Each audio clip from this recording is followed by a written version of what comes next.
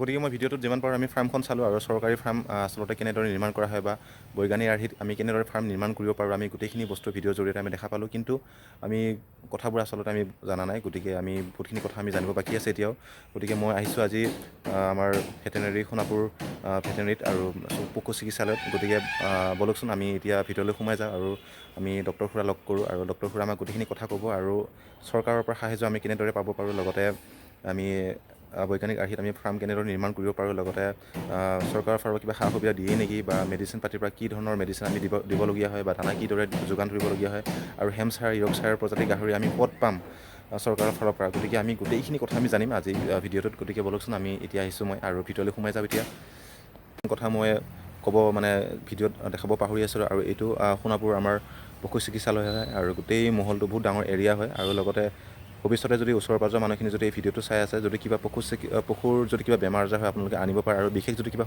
কথা সুধিব আছে ইয়াতে আহি পেলাই ভালদৰে বিতংভাৱে সুধিলেই হ'ল তো গতিকে মই ভিতৰলৈ গৈ আছোঁ এতিয়া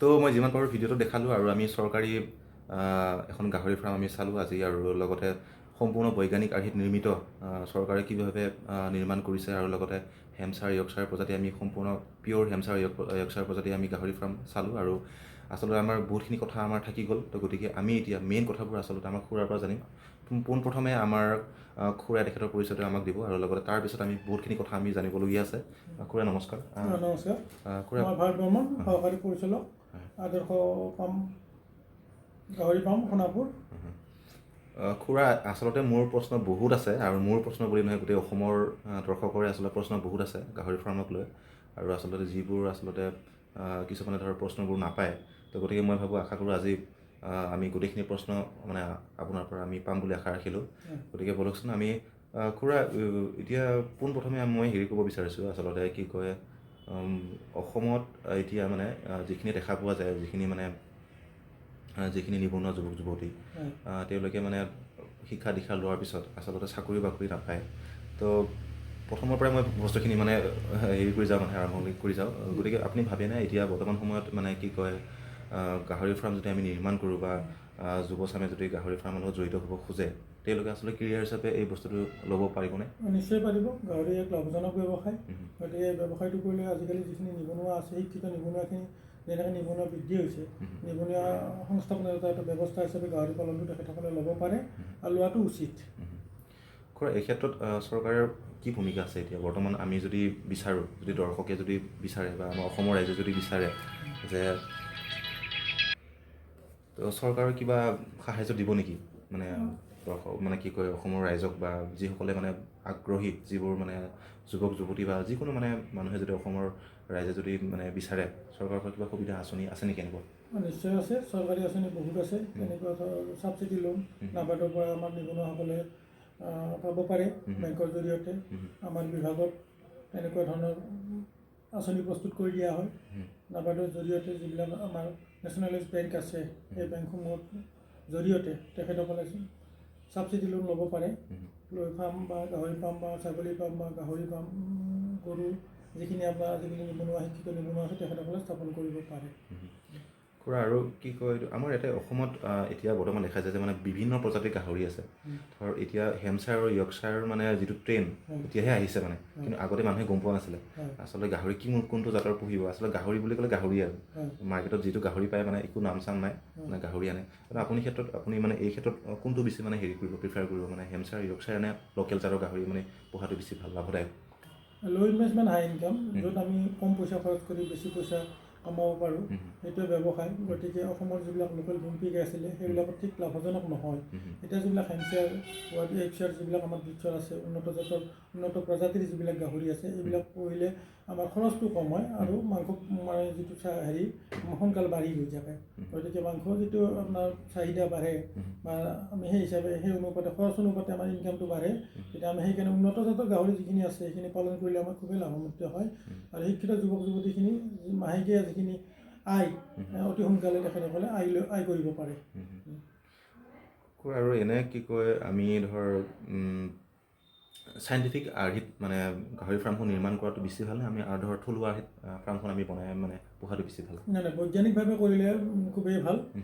ধৰক এতিয়া কিছুমান বেমাৰ আছে, যদি আপুনি থলুৱাভাৱে কৰে সেই বেমাৰ দ্বাৰা গাহৰিবোৰ আক্ৰান্ত হ'লে মৃত্যুমুখত পৰে, তেতিয়া আমাৰ যিখিনি কৃষক বা যিখিনি পালক পশুপালক তেখেতসকলৰ খুবেই লোকচানৰ সন্মুখীন হয়। গতিকে বৈজ্ঞানিকভাৱে কৰিলে আমাৰ হয় কি বস্তুটো, আমি ধৰক তলটো পকী কৰি আপুনি যে অলপ আগতে চালে ফাৰ্মখন, সেই ফাৰ্মখনৰ নিচিনা যদি আমি পটাছ পানী দি আমি তেনেকৈ হাইজেনিক কৰি লওঁ বা বীজাণুমুক্ত কৰি সুন্দৰভাৱে আমি পৰিচালনা কৰোঁ, তেতিয়াহ'লে আমি ফাৰ্মখনত অতি শীঘ্ৰে আমি যিখিনি মূলধন খটাইছোঁ অতি শীঘ্ৰে 6-8 মাহৰ মূৰত আমি সেই পইচাখিনি ঘূৰাই পাবলৈ সক্ষম হওঁ।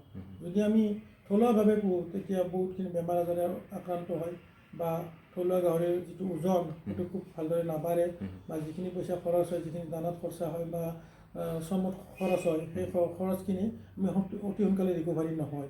কিন্তু এই বৈজ্ঞানিকভাৱে পালিলে হয় কি বস্তুখিনি অতি শীঘ্ৰে আমি যিখিনি পইচা ইনভেষ্ট কৰিছিলোঁ 6-8 মাহৰ মূৰত আমি কিছু পইচা পাবলৈ সক্ষম হওঁ, তেতিয়া মনটো ভাল লাগে। মনটো ভাল লাগিলে আমাৰ যিখিনি ফাৰ্মাৰ আছে পইচাখিনি ৰিকভাৰী হ'লে তেতিয়া ফাৰ্মাৰখিনি আৰু আগলৈ আগবাঢ়ি গৈ থাকিবলৈ ইচ্ছুক হয়। আৰু খুৰা মেডিচিনৰ ক্ষেত্ৰত মানে অলপ আমাক কৈ দিয়কচোন। আৰু মানে গাহৰি মানে এনে কি ধৰ বেমাৰ হ'ব পাৰে বা বেমাৰ আহে গাহৰিকেইটাক? এতিয়া গাহৰিৰ মেইন বেমাৰ হৈছে আপোনাৰ সোৱাইন ফিভাৰ, যিটো সোৱাইন ফিভাৰ বুলি কয় আমাৰ হক কলেৰা। এইটো আমি প্ৰতিষেধক দিলে প্ৰতি 6 মাহৰ মূৰে মূৰে প্ৰতিষেধকৰ ব্যৱস্থা কৰিব লাগে। প্ৰতিষেধক দিলে আমি তেনেকৈ গাহৰিখিনি বচাই ৰাখিব পাৰোঁ। তাৰ লগতে গলফুলা, জহৰবাত বা খুৰাৰ যিবিলাক বেমাৰ আছে আনুষংগিক, এইবিলাকৰ প্ৰতিষেধক ব্যৱস্থা পাই আমাৰ পশুপালন পশু চিকিৎসা বিভাগৰ এইখিনি বিনামূলীয়াকৈ দিয়া হয়।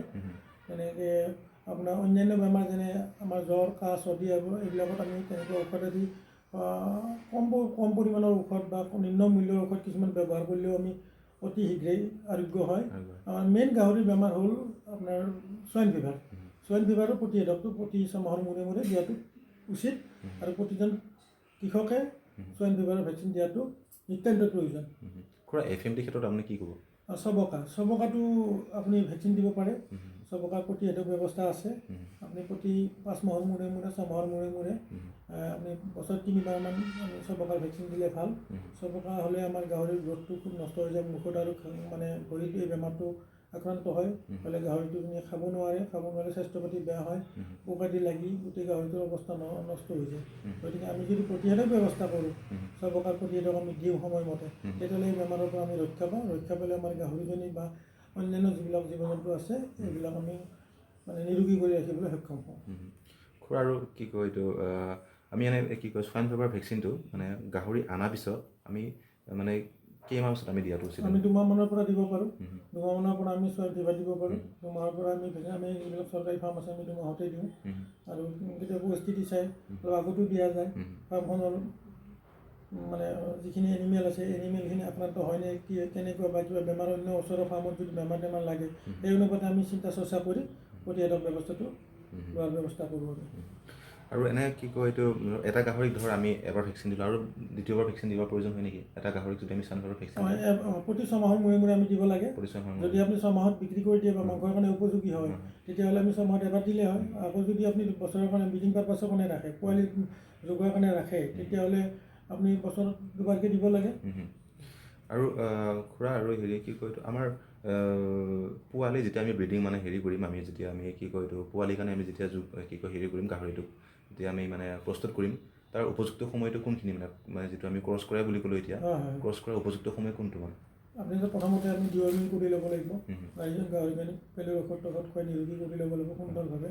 যেতিয়া শীতত আহিব বা গৰম অহা বুলি কয়, তেতিয়া গাহৰিজনীৰ জনীকডাল ফুলি উঠিব উপযুক্ত সময় হ'লে, তেতিয়া আপুনি ব্ৰিডিং পাৰপাছত আপুনি আমাৰ ফাৰ্মত থকা মতা বা আজিকালি কৃত্ৰিমভাৱেও গাহৰি প্ৰজনন কৰা যায়। তেনেকৈ আপুনি উপযুক্ত সময়ত যেতিয়া শীত আহিব তেতিয়া আপুনি ব্ৰিডিং পাৰপাছৰ কাৰণে মতা লগাব পাৰে, নহ'লে কৃত্ৰিম প্ৰজনন কৰিব পাৰে। খুৰা এনে আৰু এটা প্ৰশ্ন মোৰ কি কয় আমি এতিয়া মতা গাহৰি পোহাটো বেছি লাভ নে ব্ৰিডিং ফাৰ্ম এখন বনোৱাটো বেছি লাভ আমাৰ প্ৰফিটেবল? মতা গাহৰি পুহিলে আমি সিমান বিশেষ লাভজনক বুলি নাভাবোঁ। এতিয়া পোৱালি প্ৰডাকশ্যনৰ কাৰণে এতিয়া পোৱালিৰ চাহিদা আছে বজাৰত। গাহৰি পোৱালি ভাল জাতৰ উন্নত জাতৰ পোৱালি আমি বজাৰত পাবলৈ অসুবিধা হয়। গতিকে আমি যদি ব্ৰিডিং পাৰপাছত কৰোঁ, পোৱালি জগোৱাৰ ব্যৱস্থা কৰোঁ, তেতিয়াহ'লে খেতিয়কজন বা নিবনুৱাজন অতি শীঘ্ৰে লাভান্বিত হয় আৰু ফাৰ্মখনৰ উন্নতি অতি শীঘ্ৰে দেখা যায়।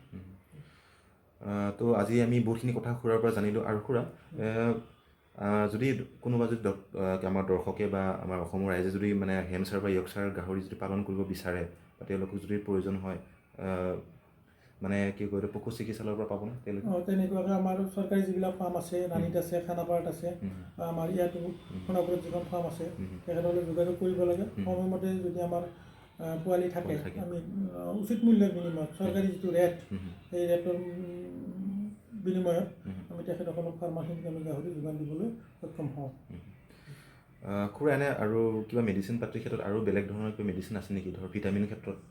আপুনি তেনেকুৱাকৈ আইৰণ জাতীয় যিবিলাক ভিটামিন, আগতেতো আপোনাৰ ফুলি যিখিনি গাহৰি পুহিছিলে, কচু চচু খুৱাই তেনেকৈ আইৰণখিনি পাইছিলে। এতিয়াতো আমি ফাৰ্ম ছিষ্টেমত কৰোঁ বা বৈজ্ঞানিক ভিত্তিত কৰাৰ পিছত আইৰণ ডেফিচিয়েঞ্চি হয় গাহৰি।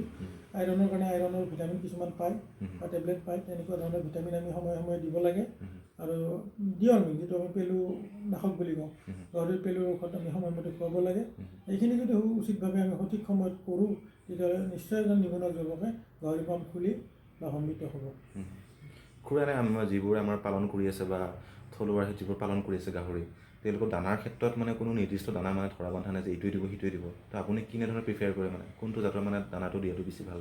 ধৰ প্ৰটিন জাতীয় দানা যিটো ড্ৰাই ফিড বুলি কওঁ আমি, মাৰ্কেটত যিটো পোৱা যায়, সেইটো দিয়াটো বেছি ভালনে, নে আমাৰ যিটো থলুৱা সেই যিবোৰ দানা দিয়ে বা জুগুলি বুলি কয়, মানে তেনেকুৱা ধৰণৰ দানাটো দিয়া বেছি ভাল? মানে সুষম খাদ্য বুলি ক'লে যিখিনি খাদ্য খালে গাহৰি নিৰোগী হৈ থাকে আৰু অতি শীঘ্ৰে ডাঙৰ হয়, তেনেকুৱা খাদ্য খোৱালে ভাল।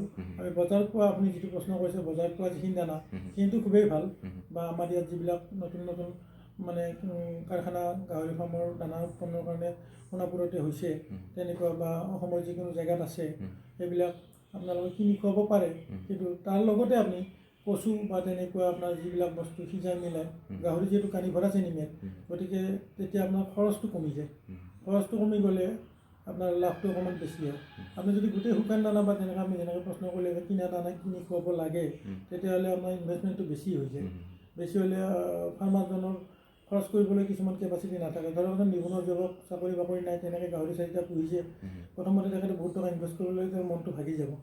গতিকে তেখেতে প্ৰথমতে আপুনি কোৱা নিচিনা যিখিনি আমাৰ পেলনীয়া বস্তু বা হোটেলৰ ৱেষ্টেজ আদি যেনেকুৱা বস্তুবিলাক পোৱা যায়, তেনেকুৱা খানা আমাৰ এই ড্ৰাই ফিডছৰ লগত মিক্স কৰি তেনেকৈ দিব পাৰে।